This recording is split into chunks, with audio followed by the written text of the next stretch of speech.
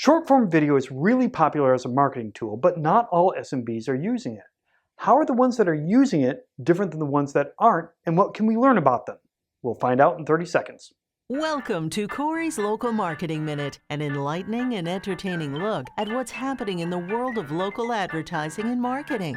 Corey's Local Marketing Minute is brought to you by Advertiser. Advertiser provides best-in-class digital advertising solutions. Our proprietary technology covers your entire sales funnel, from proposal creation and campaign launch to monitored performance. We collaborate with local media companies and agencies to deliver excellent customer service, sales support, campaign management, and more. As an industry leader, we'll go above and beyond to ensure your success. Unlock your digital advertising potential with Advertiser. Hello everybody! Today we're going to be talking about short-form video. What's that? Oh. Hello everybody! Today we're going to be talking about short-form video, and that means short in terms of length. Whether it's Reels or TikTok or OnlyFans, well, probably not OnlyFans in this case, but these short videos, all the rage, but not all local advertisers are using it. Our latest local advertiser survey dug into this, and I want to share what we found. But first, be sure to subscribe, be sure to like, be sure to comment, be sure to share, and be sure to suggest, which you probably do with that. We'd love to hear from you and understand what you'd like us to cover, no matter how short or tall. Okay, let's get to it. So we recently wrapped up our spring local advertiser survey. Hundreds of local advertisers answered this big old survey all about marketing, but one of the things we asked about was their use of short-form videos for marketing purposes. What percentage of our participants, which remember are local advertisers, use short-form video? Again, TikTok, Reels, skipping OnlyFans. 37%, so 1 out of 3. Now, in order to understand this group a little bit, let's compare the short-form video users against the non-video short users. No, those that don't use short-form video. Okay, that's going to mean short-form video users and non-short-form video users. Get it? I don't want to lose you this early. Let's look at some of the major differences. More of them tend to be nonprofit. A lot were in retail trade categories or arts and entertainment. The people calling the shots skew a little younger. 38% were under 45. Only 23% of non-short-form video users were under 45. They're probably in larger companies. 42% of short video users had over 25 employees. Only 27% of non-short-form video users did. I gotta figure out a way to say that shorter.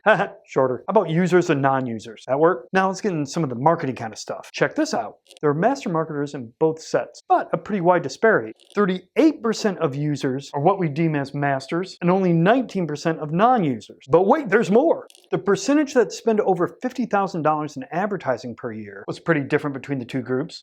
41% of users and 16% of non-users say they spend over $50K in advertising, which logically kind of leads to this next point. Average number of media types used. Which do you think uses more? You're so smart. Average of 6.9 here, 4.1 here. In fact, short-form video users are more likely to use the following types of media than non-users. Social media, events, website ads, SEM, radio, magazines, direct mail, out-of-home, online directory listings, broadcast TV, content marketing, cable TV, and other digital. Whew. So, they're younger in bigger companies, have more marketing experience, spend a little bit more, spend on more types of things, and when it comes to working with local media companies or agencies, there's a difference too. When we asked, how do you prefer working with a local media rep? Only 24% said in person. The number one answer was email with a sales rep. 40% said they wanted that as their preferred method of buying ads. In this survey, we explored whether local businesses would want a media company to be a one-stop shop. 1 out of 5 of these guys said no way, don't want it. So they're very independent, they have more marketing savvy, and they're spending more. You probably have a pretty good guess of where they are distributing these short-form videos.